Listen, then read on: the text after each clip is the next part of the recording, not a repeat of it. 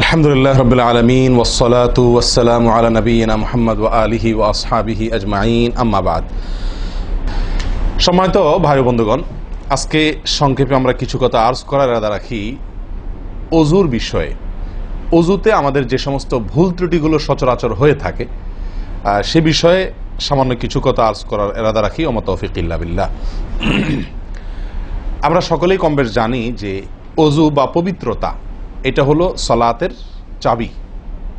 নবী সাল্লাল্লাহু আলাইহি ওয়াসাল্লামের সূরা আবু দাউদে বর্ণিত হাদিসে আসছে, তিনি বলেছেন মিফতাহুস সালাতি আত-তাহুর, সালাতের বা নামাজের চাবি হলো কি? পবিত্রতা বা ওযু। তো চাবি যদি ঠিক থাকে, পারফেক্ট হয়, তাহলে তালা খুলবে। আর যদি চাবি পারফেক্ট না হয়, ঠিক না হয়, তাহলে সেক্ষেত্রে তালা খুলবে না। ওই চাবি দিয়ে আপনি ঘরে প্রবেশ করতে পারবেন না। মনে করুন জান্নাত হলো আমার ঘর বা গন্তব্য, ঢুকতে হলে আমাকে সালাতের তালাটুকু খুলে ঢুকতে হবে, অর্থাৎ সালাত পড়ে ঢুকতে হবে, আর তার চাবি হলো পবিত্রতা।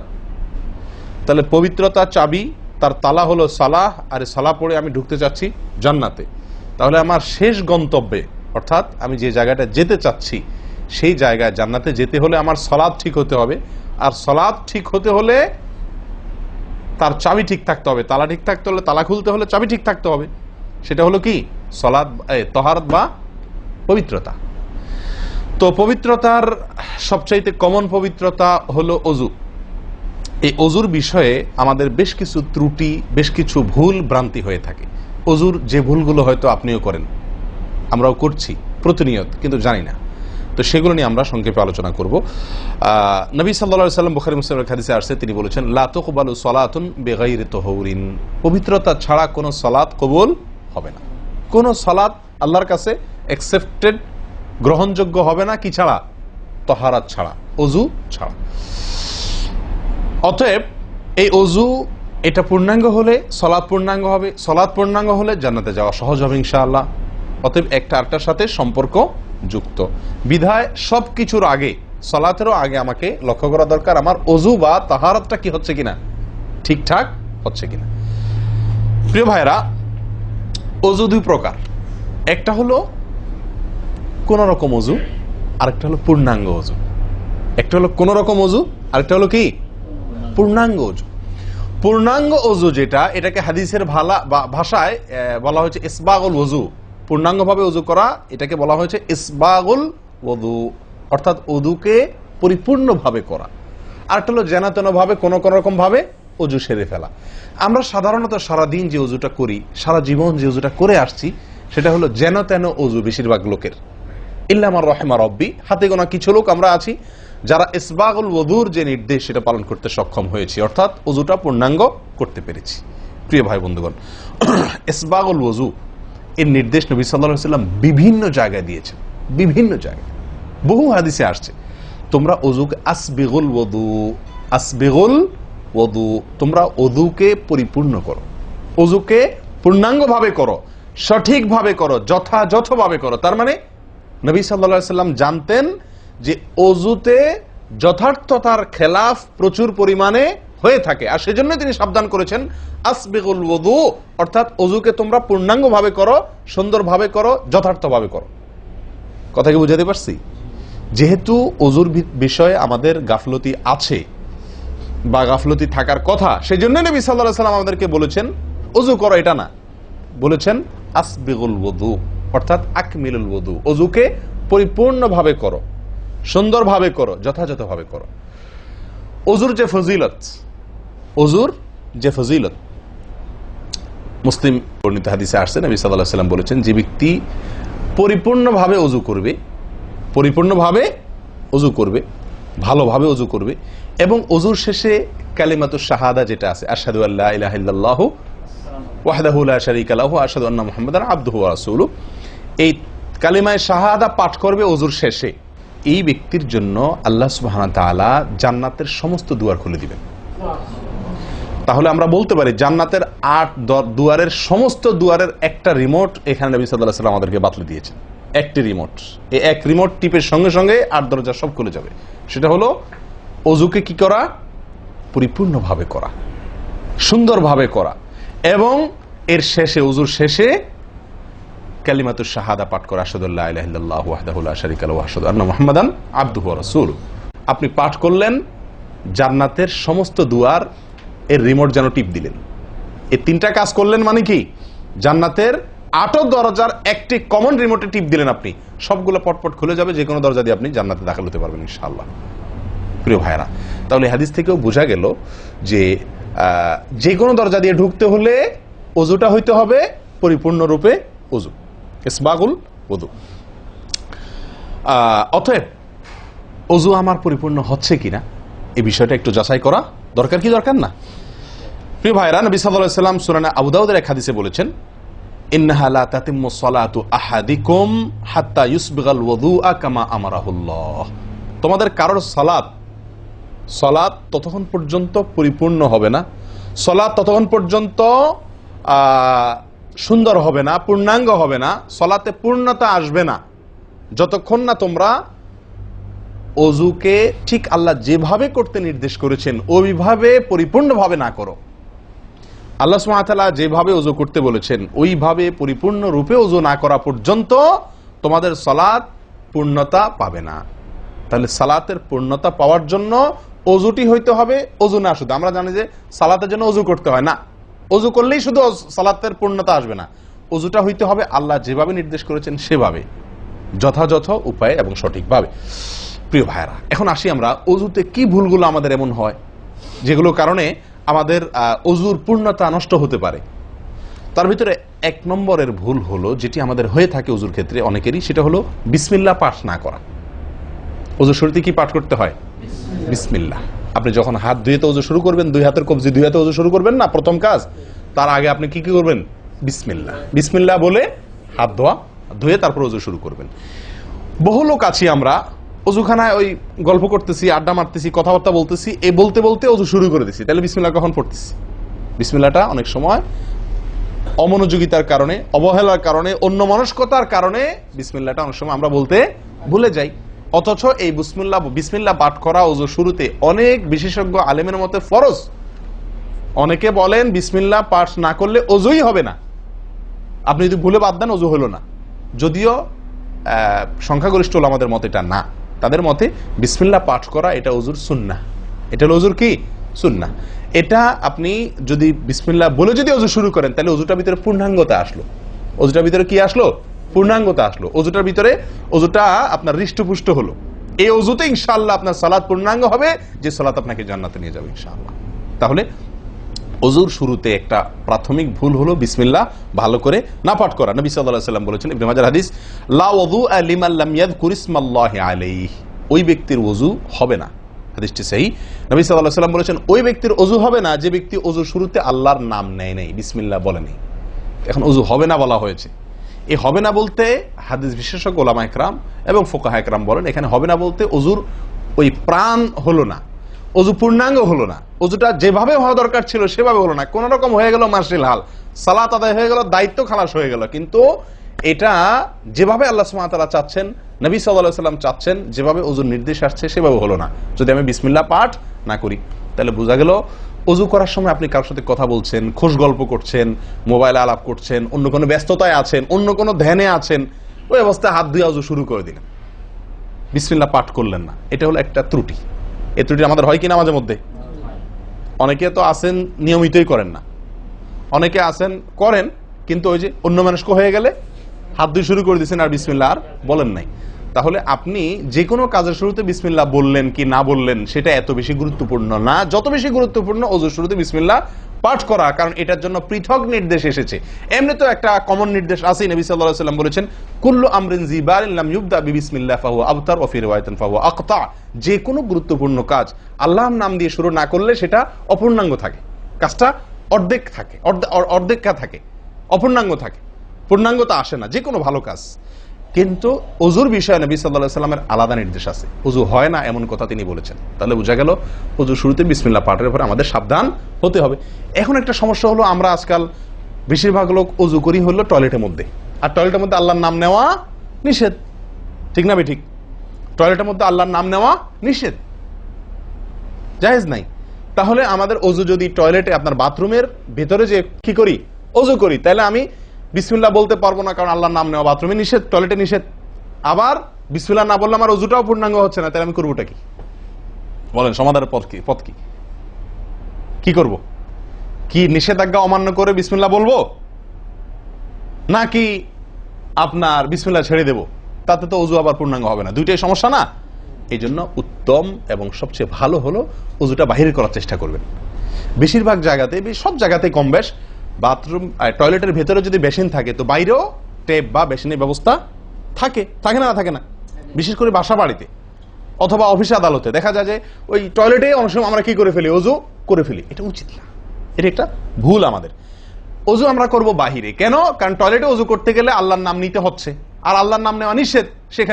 আমি সেখানে আল্লাহর নাম নিতেও পারছি না, আর নাও নিতে পারছি না। যদি নেই তাহলে আল্লাহর নাম নিয়ে গুনাহ করছি টয়লেটে, আর যদি না নেই তাহলে আমার ওযুটা অপূর্ণাঙ্গ থেকে যাচ্ছে। ঠিক না ঠিক? এই জন্য আমরা উত্তম হলো ওযু করব কোথায়? বাইরে এসে যে কোনো টেপে। কথা কি বুঝাতে পারছি?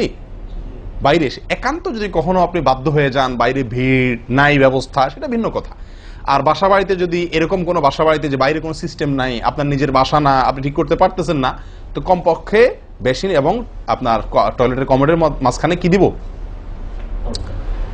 একটা পর্দা বা ওয়াল কোনো কিছু দিয়ে নিব ইনশাআল্লাহ। কথা বুঝতে পারছি ভাই?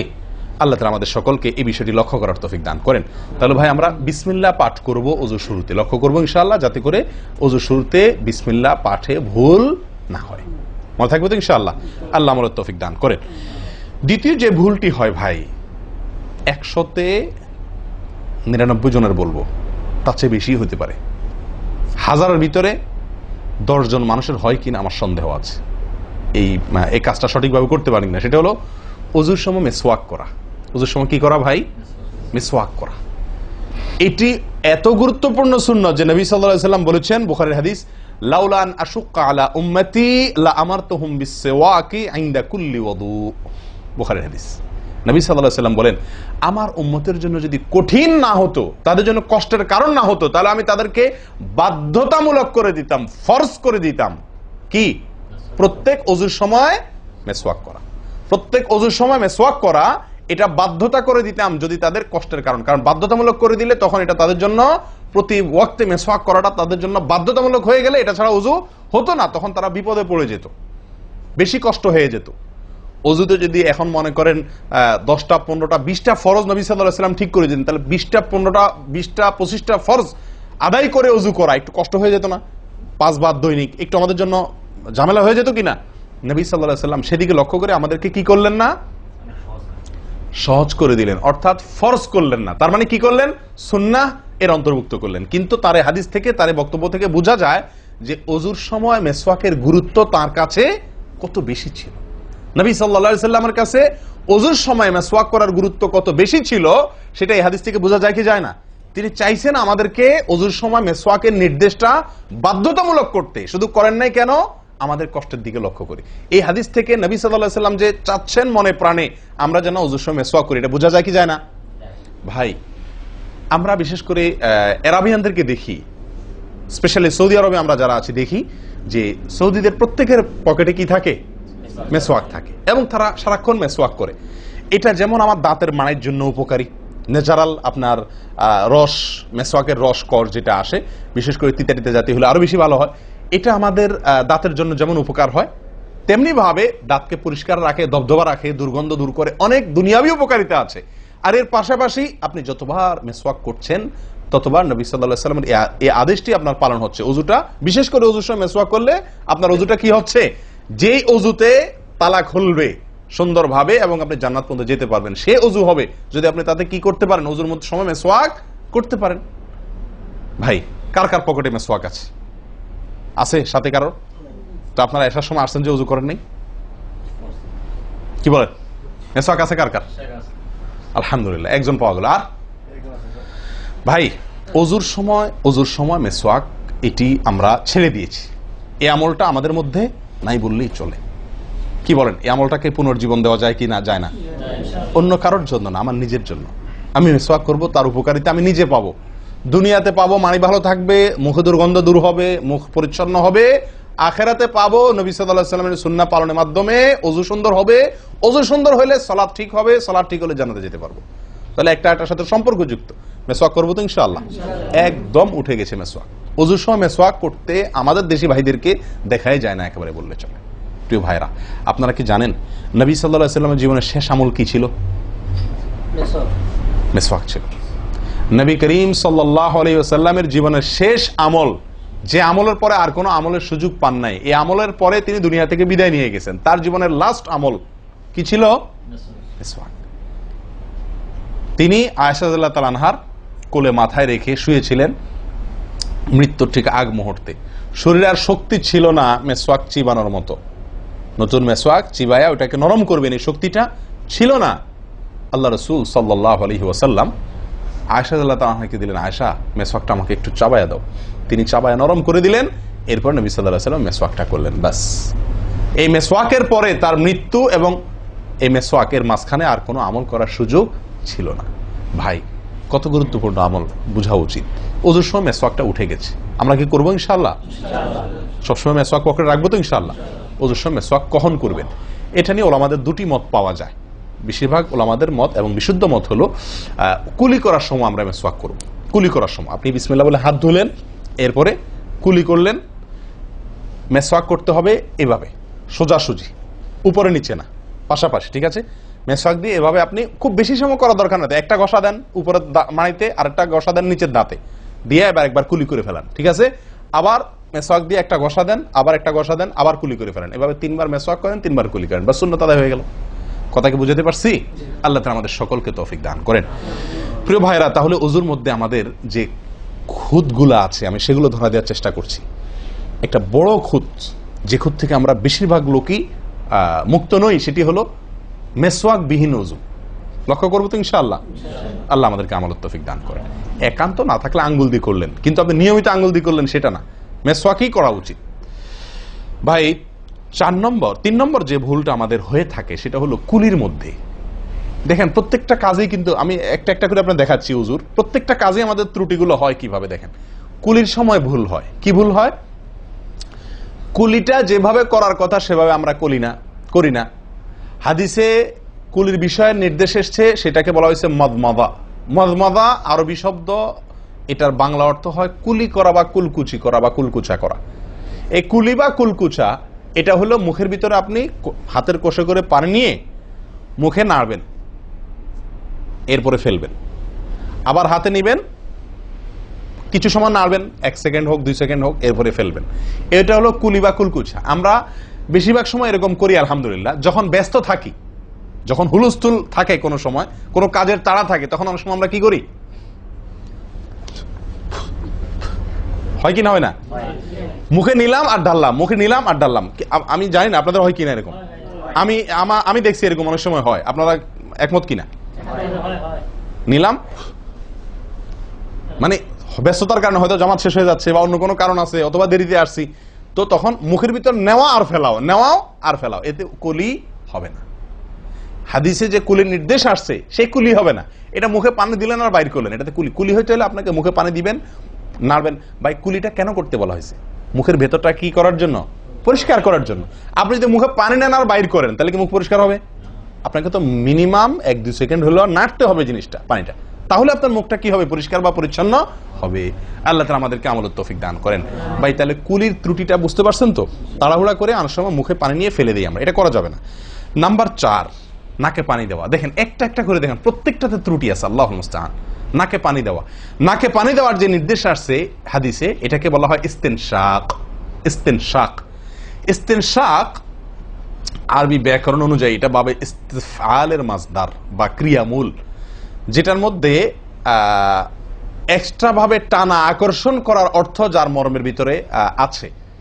তো ইস্তেনশাক শব্দের মূল অর্থ হলো পানি টানা, নাকে পানি টানা। আমরা নাকে পানি টানি না, দেইও না।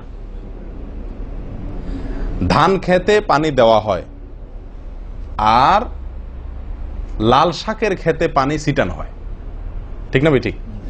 লাল শাক বা মূলার শাকের খেতে পানি ছিটানো হয়, আর ধান খাত বেশিরভাগ ইরি ধান ইত্যাদি এই সমস্ত ধান খেতে পানি দেওয়া হয়। তাহলে দেওয়া আর ছিটানো বেশ কম আছে কি নাই? একটা হলো দেওয়া, একটা হলো ছিটানো, আর একটা হলো টানা।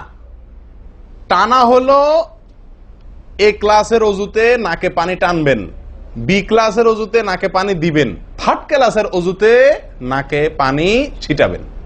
আমি কি বুঝতে পারছি? তো আমরা বেশিরভাগ লোক থার্ড ক্লাসের অজু, সারা জীবন থার্ড ক্লাসের অজু করি। আপনি থার্ড ক্লাসের অজু করে আপনি জান্নাতে যাবেন? ফার্স্ট ক্লাসে থাকেও তো যাইতে কঠিন হয়ে যায়। আপনি থার্ড ক্লাসের অজু করে কিভাবে আপনি সালাতের খুলবেন, তালা খুলবেন, কিভাবে আপনি জান্নাতে যাবেন? অতএব ভাই, এই নাকে পানি দেওয়ার বিষয়ে সাবধান থাকতে হবে। দেখুন, নিয়ম হলো আপনি হাতের কোষে পানি নিয়ে নাকে ধরলেন, নাকে ধরে হালকা কি করবেন? টান দিবেন, হালকা টান দিবেন, হালকা টান। কারণ একটু জোরে টান হয়ে গেলে সেটা কি হয়ে যাবে? নাকের তালুতে উঠবে, আপনার কষ্টের কারণ হবে। শরীয়ত আপনাকে কষ্ট দিতে চায় না, শরীয়ত আপনাকে কষ্ট দিতে চায় না। আল্লাহ সুবহানাহু ওয়া তাআলা চান না আমরা কোনো কষ্টে নিপতিত হই। অতএব আমি এমন জোরে টান দেবো না যে নাকের তালুতে উঠে, কিন্তু হালকা একটু টান দেবো যাতে করে অন্তত সামান্য একটু ভেতরে পানিটা যায়। নাকে পানি দেওয়ার উদ্দেশ্য আর কুলি করার উদ্দেশ্য এক। নাকে পানি দেওয়ার উদ্দেশ্য হলো নাকের ভেতরের যে ময়লাগুলা, ধারে কাছে যে ময়লাগুলা আছে, এগুলো যেন পরিষ্কার হয়ে যায়। আল্লাহর দরবারে দাঁড়াবো পরিচ্ছন্ন হয়ে, পবিত্র হয়ে। হ্যাঁ, এই জন্য নাকে পানি দেওয়ার নির্দেশ আছে। এখন আপনি যদি নাকে পানি কোষ নিয়ে ধরে একটু হালকা টান দেন, তাহলে ভিতরে কিছুটা পানি যাবে কি যাবে না? এটা আপনাকে করতে হবে। নাম্বার 2, এটা যদি আপনি করতে কষ্ট হয়, টান দিলে, আপনি আস্তে টান দিলেও উপরে উঠে যায়, তো দরকার নেই। তাহলে আপনি কি করেন? নাকে পানি দেন। নাকে পানি কিভাবে দিবেন? নাকটাকে অন্তত পানির মধ্যে কি করে রাখেন? চুবাই রাখেন, 1 সেকেন্ড চুবাই রাখেন, কিছু দূর পানি যাবে কিনা। আমি কি বুঝতে পারছি? আমরা অনেকে বিশেষ করে আমি দেখছি ওযু করার সময় নাকে পানি ছিটান। কিভাবে পানি ছিটান? ওই যে কষে করে পানি নিয়ে, লক্ষ্য করছেন আপনারা?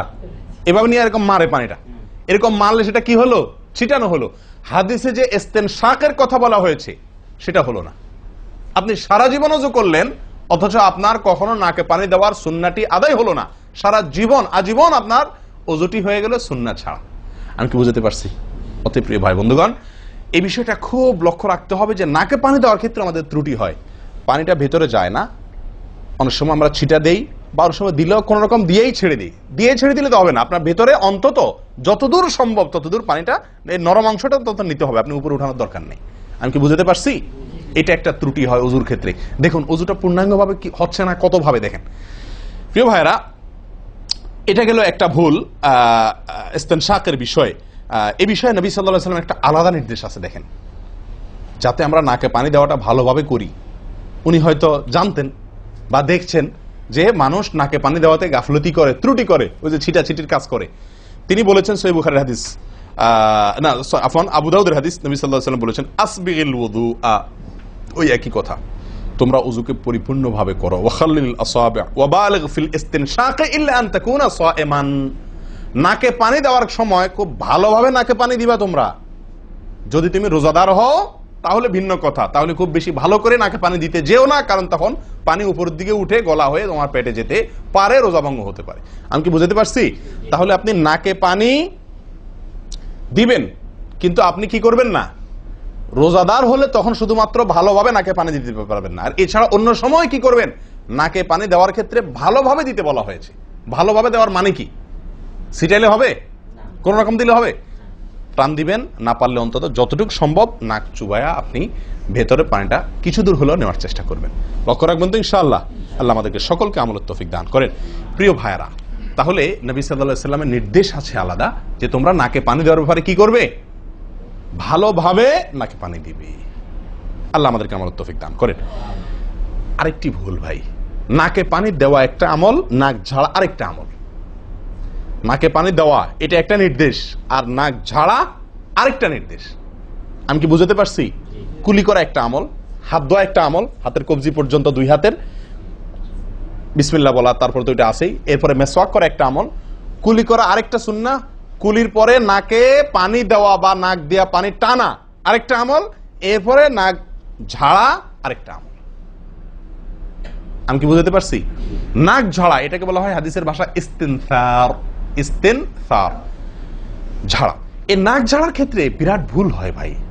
ভুল, সবচেয়ে বড় ভুল তো এটা যে নাক ঝাড়াটা অনেকে ঝাড়েই না, ওই যে ছিটায় দেয় বস শেষ।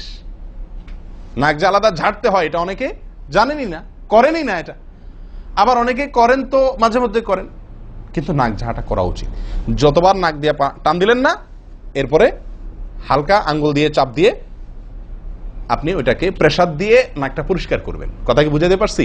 আবার নাকে পানি দিলেন, আবার পরিষ্কার করলেন, আবার নাকে পানি দিলেন, আবার পরিষ্কার করবেন। ভাই এটা হলো নাক ঝাড়া। এই বিষয়ে নবী সাল্লাল্লাহু আলাইহি ওয়াসাল্লামের নির্দেশ আছে। দেখুন সহিহ বুখারীতে আসছে, তিনি বলেন ইযাস্তাইকাযা আহাদুকুম মিন মানামিহি, যদি কেউ ঘুম থেকে উঠে, যদি কেউ ঘুম থেকে উঠে ফাতাওয়াদ্দা, এরপর সে ওযু করতে যায়, ফালইয়াস্তানসির সালাসান, তাহলে সেই জন্য 3 বার নাক ঝাড়ে, নাক পরিষ্কার করে। কেন? ফাইন্নাশ শাইতানা ইয়াবিতু আলা খাইশুমিহি, কারণ নাকের যে বাঁশি উপরের ছিদ্র, এই জায়গাটায় শয়তান রাত্রি যাপন করে। শয়তানের বেডরুম আপনার নাকের বাঁশি, বুঝতে পারছেন? শয়তানের বেডরুম হলো আমাদের নাকের বাঁশি। নবী সাল্লাল্লাহু আলাইহি ওয়াসাল্লাম বলছেন এই জায়গাটা সে অবস্থান নেয় এবং এই জায়গায় গিয়া মোটামুটি আমাদেরকে ব্রেন ওয়াশ করে, যে শুয়ে থাক, আরাম কর, যত ওয়াসওয়াসা দেওয়া দরকার, তার যে ডিউটি সেটা সে পালন করে, কুকামের যত বুদ্ধি দেওয়া দরকার, কিন্তু তার এই ঘাঁটি হলো আমাদের নাকের বাঁশি। ওযুর সময় যদি আমরা এটাকে সুন্নাহ পালন করতে গিয়ে এটাকে ঝাড়ি, তাহলে শয়তান দূর হয়ে যায়। কথা বুঝতে পারছি ভাই? এই বিষয়ে আরো কয়েকটি হাদিস আছে, যে হাদিসগুলো দ্বারা বোঝা যায় যে শয়তানের অবস্থান এই জায়গাটাতে থাকে মানুষের দেহে। তো আপনি যদি শরীরটাকে ফুরফুরে করতে চান, শয়তান ওয়াসওয়াসা থেকে ফ্রেশ হয়ে যেতে চান, তাহলে আপনার নাক ঝাড়ার আমলটার ব্যাপারে গুরুত্ব দিতে হবে। কথা বুঝতে পারছি ভাই? তাহলে ওলামা ইকরাম বলেন এই হাদিসে তো ঘুম থেকে উঠে ওযু করার ক্ষেত্রে বলা হয়েছে, তো এর মানে শুধু ঘুমের জন্যই এটা খাস নয়, ঘুম থেকে উঠে আপনি ওযু করলে সে ওযুতে এটা বেশি গুরুত্বপূর্ণ, কিন্তু অন্য সকল ওযুতেই বিষয়টি আমলযোগ্য বা সুন্নাহ। অতএব আমরা নাকে পানি দেব একটা আমল, আবার না কি করব, ঝাড়বো আরেকটা আমল। ভাই এরপরে আসি আরেকটি গুরুত্বপূর্ণ আমল যেটি হয় না, বা আরেকটি ত্রুটি ওযুতে, সেটি হলো আঙ্গুল খেলাল না করা। ওযুতে কি না করা? আঙ্গুল খেলাল না করা। আঙ্গুল খেলাল হলো হাত এবং পায়ের আঙ্গুলের যে চিপাগুলো আছে, এই চিপাগুলোতে পানি পৌঁছানোর জন্য, পানি পৌঁছানোটা নিশ্চিত করার জন্য কি করতে হবে? এক হাতের আঙ্গুলকে অন্য হাতের আঙ্গুলের চিপায় ঢুকায়া এভাবে কি করতে হবে? একটু হালকা নাড়তে হবে, যাতে করে জায়গাটাতে চিপাটাতে পানি গেছে এটা কারণ এই চিপাগুলোতে পানি নাও যেতে পারে শুকিয়ে থাকার কারণে। তা আপনি যদি একটু নাড়া দেন পানির ভিজা আঙ্গুল দিয়া, তাহলে ইনশাআল্লাহ ওখানে পানি পৌঁছানোটা মোটামুটি নিশ্চিত হয়ে যাবে। ঠিক না ঠিক? তাহলে এই জিনিসটা অনেক সময় আমরা করি না, অথচ নবী সাল্লাল্লাহু আলাইহি ওয়াসাল্লামের নির্দেশ আছে আলাদা। তিনি বলেছেন, আবু দাউদের হাদিস, আসবিগিল ওযুআ ওয়া খাল্লিল বাইনাল আসাবি', ওযুকে পরিপূর্ণভাবে করো। আর ওযুকে পরিপূর্ণভাবে করার একটি অন্যতম কাজ হলো আপনার আঙ্গুলের মাঝে কি করা? খেলাল করা। তিনি বলেছেন তোমরা আঙ্গুলের মাঝে খেলাল করবে, এক আঙ্গুলকে অন্য আঙ্গুলের মাঝে প্রবেশ করে পরিষ্কার করবে। এটা হলো হাতের আঙ্গুল।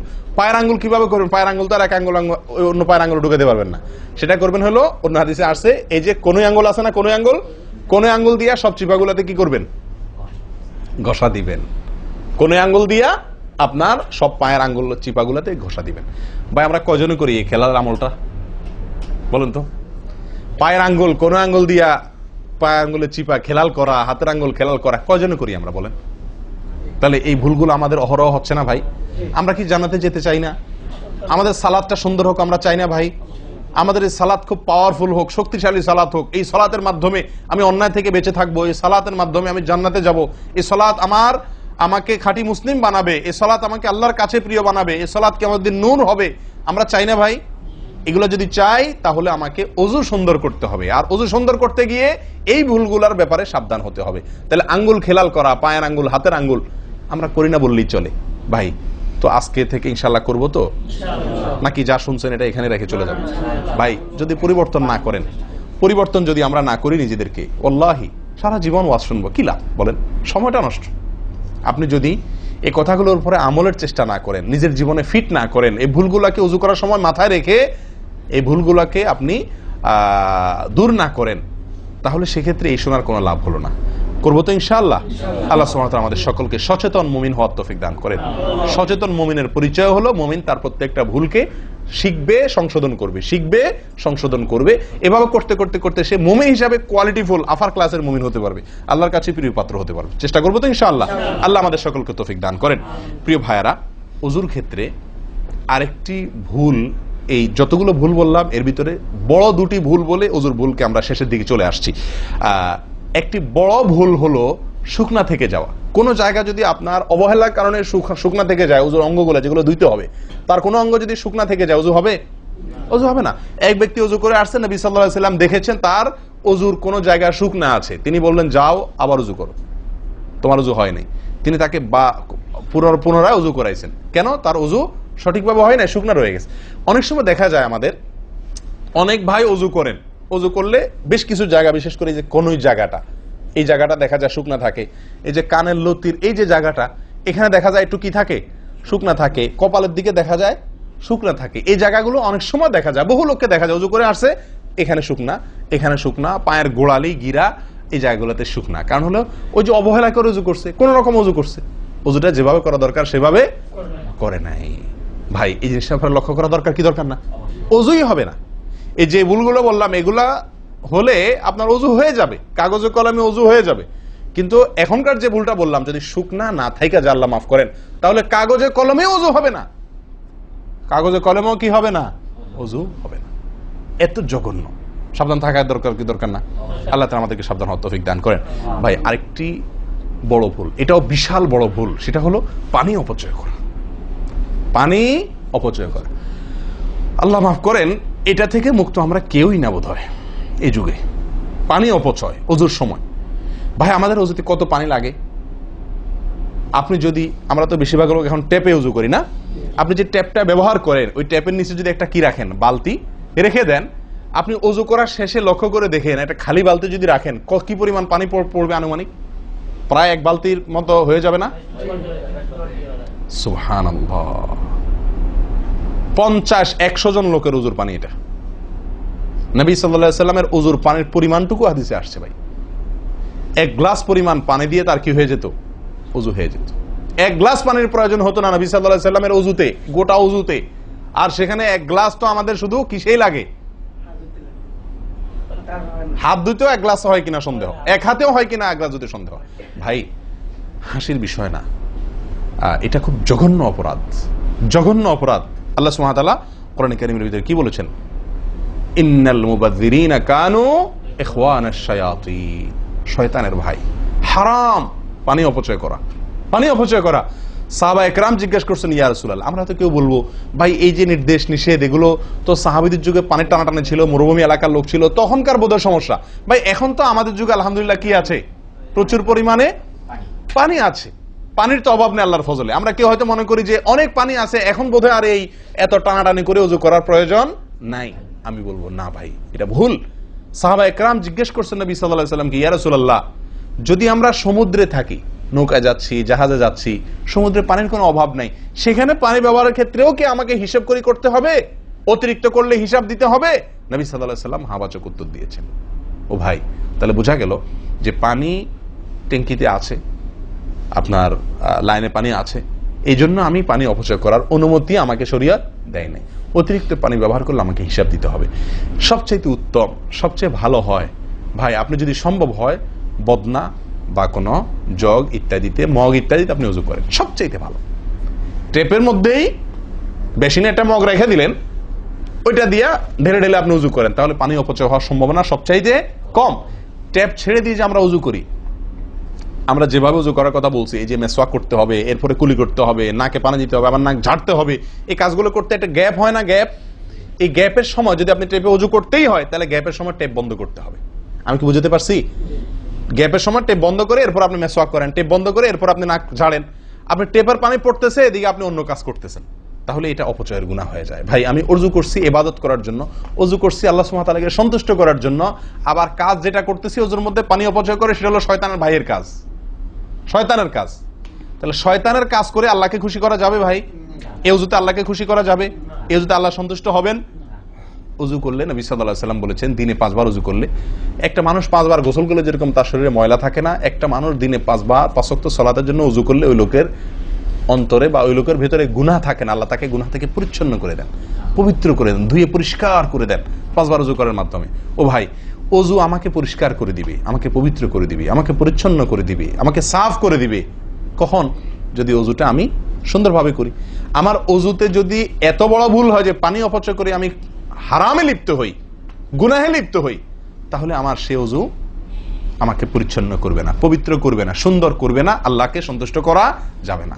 প্রিয় ভাইরা, আমি আবারও বলছি, এই ভুল থেকে আমরা কেউ মুক্ত নই। আল্লাহ মাফ করুক, ইল্লা মার রাহিমা রব্বি, হাতে গোনা দুই একজন ছাড়া আমরা কেউ মুক্ত নই ভাই। উজু করার সময় পানি অপচয়, আজকে টেপের যে কালচার, এই টেপ ছেড়ে আমাদের উজু করা, এটা জঘন্য একটি ভুল। যদি টেপটা আমি ছেড়ে রাখি, হ্যাঁ আপনি উজু করছেন, বন্ধ করে নিচ্ছেন, আবার দরকার হচ্ছে চালাচ্ছেন, এটা হলে ঠিক আছে। আপনি যদি এটা করতে যান পাবলিক অজুখানাতে, হয়তো পিছন থেকে কেউ আপনাকে তাড়া মারবে, আরে ভাই তাড়াতাড়ি করেন, দেরি করতেছেন, মারুক ভাই তাড়া, সে তাড়া মারুক, কিন্তু আপনার উজুটা কি করতে হবে? আপনাকে কোয়ালিটিফুল উজু করতে হবে। আল্লাহ তাআলা আমাদেরকে সে উজু করার তৌফিক দান করেন। উজুর ক্ষেত্রে আরেকটা ভুল হলো ভাই, চাপাচাপি করে উজু করা, উজু ধরে রাখা, চাপাচাপি করে উজু ধরে রাখা, এই ভুলটা প্রচুর পরিমাণ হয়, বিশেষ করে শীতের দিনে। গরমের দিনে আলহামদুলিল্লাহ ওয়াজ করার দরকার হয় না, মনে না মানে উজু দরকার না হলে উজু করি আমরা, ঠিক আছে না, বিশেষ করে এই মরুভূমি এলাকাতে, গরমের জায়গাতে। কিন্তু শীতের দিন আসলে সুবহানাল্লাহ, আসরের উজুতে চেষ্টা করি টেনে টুনে আসা পর্যন্ত নিয়ে যাওয়ার জন্য, ঠিক না ঠিক?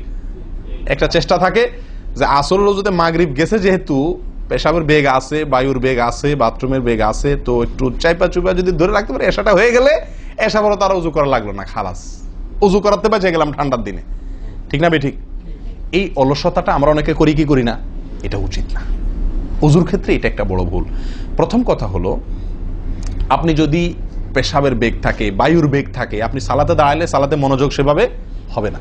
সালাতে যেরকম মনোযোগ দরকার, আল্লাহর সঙ্গে আপনার যেটা মানে বান্দার সঙ্গে গোলামের যে একটা বিনয় প্রকাশের ব্যাপার আছে, সেটা হবে না যদি আপনার কি থাকে, অজুর মধ্যে ওই প্রেসার থাকে, পেশাব বা পায়খানার বেগ থাকে। ভাই মানুষ যে কোনো কাজেই, ভালো কাজ মনোযোগ দিয়ে করতে হলে পেশাব পায়খানার বেগ থাকলে করা যায়? তাহলে আপনার সালাতের ভিতরে খুশু খুশু কিভাবে আসবে? আপনার সালাত, যে সালাত আপনাকে সফলতা এনে দিবে, যে সালাত আপনাকে জান্নাত পর্যন্ত নিয়ে যাবে, সেই সালাতের জন্য তো খুশু খুশু দরকার, আপনার মনোযোগ দরকার, আপনার স্থিরতা দরকার। স্থিরতা তো আসবে না যদি আপনার মন থাকে টয়লেটে। আপনি আছেন মসজিদে, দেহ আছে মসজিদে, মনটা আছে টয়লেটে, তাহলে তো এই সালাত পূর্ণাঙ্গ হবে না। এই জন্য ভাই চাপা চাপি করে অজু ধরে রাখা, এটা অজুর ক্ষেত্রে আরেকটা বড় ভুল, এটা করা যাবে না। যারা চাপাচাপি করে অজু ধরে না রেখে অজু ছুটতেছে, ছেড়ে দেয়, এরপরে যা উজু করে আসে, এদের জন্য বিশাল বড় পুরস্কার আছে, বিশাল বড় পুরস্কার, একটি নয়, তিনটি পুরস্কার। নবী সাল্লাল্লাহু আলাইহি ওয়াসাল্লাম বলছেন, মুসলিমের হাদিস, আলা আদুল্লুকুম মা ইয়ামহুল্লাহু বিহিল খাতায়া ওয়া ইয়ারফাউ বিহিদ দারাজাত। নবী সাল্লাল্লাহু আলাইহি ওয়াসাল্লাম বলেন যে, আমি কি তোমাদেরকে বলে দিব না যে কোন আমলটি মানুষকে তার ভুল ত্রুটিগুলো আল্লাহ তাআলা মাফ করে দেন এবং আল্লাহর কাছে তার মর্যাদা, গ্রেড বাড়তে থাকে, ইমানদার হিসাবে তার গ্রেড বাড়ে এবং আল্লাহ ভুল ত্রুটি মাফ করেন। কোন আমলের মাধ্যমে? তোমাদের কি বলে দিব না? সাহাবা ইকরাম বললেন, বালা ইয়া রাসূলুল্লাহ, হ্যাঁ ইয়া রাসূলুল্লাহ, আপনি বলে দিন। তখন নবী সাল্লাল্লাহু আলাইহি ওয়াসাল্লাম বললেন, ইসবাগুল wudu'i আলাল মাকারিহ, ইসবাগুল wudu'i আলাল মাকারিহ। প্রথম আমল, অপছন্দ, কষ্ট, ঠান্ডা, শীত, অথবা পানির অভাব, কিনা বুঝু করতে হইতেছে, যে কোনো কষ্টকে উপেক্ষা করে, কষ্টকে সহ্য করে যে ব্যক্তি ওযু করে, ওযু আটকায় রাখে না, এই ব্যক্তি, তাকে আল্লাহ সুবহানাহু ওয়া তাআলা তার গুনাহ যেমন মাফ করবেন, তার মর্যাদাও আল্লাহ তাআলা বৃদ্ধি করে দিবেন। তাহলে বোঝা গেল, সাধারণ ওযু এটার চাইতে আপনি যদি ওযুকে কি করেন, আপনি যদি ওযুকে, কষ্টকে উপেক্ষা করে ওযু করেন, চাপাচাপি করে ওযু ধরে না রাখেন, ছেড়ে দেন, আবার ওযু করে আসেন, ফ্রেশ হয়ে আসেন, নামাজটা পড়েন, তাহলে ইনশাআল্লাহ আপনি দুটি পুরস্কার আল্লাহ তাআলার কাছ থেকে পাচ্ছেন। এক হলো গুনাহ মাফ, আর একটা হলো মর্যাদা বৃদ্ধি। আল্লাহ তাআলা আমাদের সকলকে ওযুর ভুল ত্রুটিগুলোকে কভার করে এগুলো থেকে পরিচ্ছন্ন থেকে, এই ভুলগুলো থেকে মুক্ত থেকে আল্লাহ তাআলা আমাদের সকলকে ওযু করার তৌফিক দান করেন।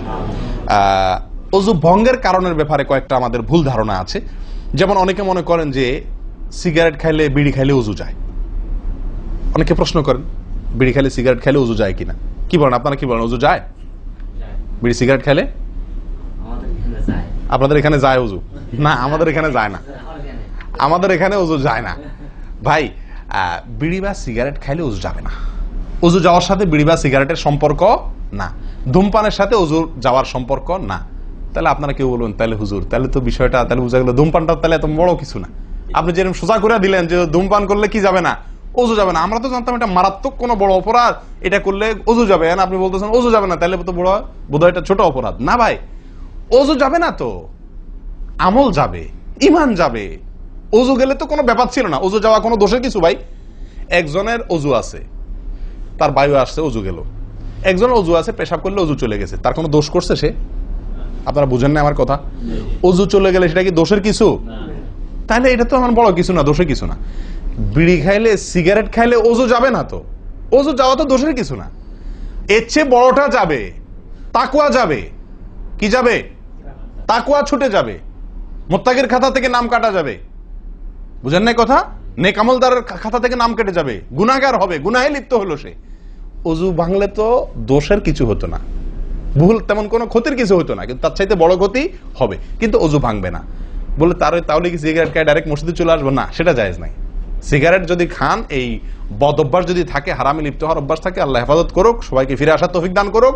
কমের পক্ষে মুখকে ভালো করে ফ্রেশ করে পরিষ্কার করে ব্রাশ করে মেসওয়াক করে দুর্গন্ধ দূর করে তারপর মসজিদে আসবেন। কথা বুঝে আসছে? যাতে অন্য মানুষ কষ্ট না পায়।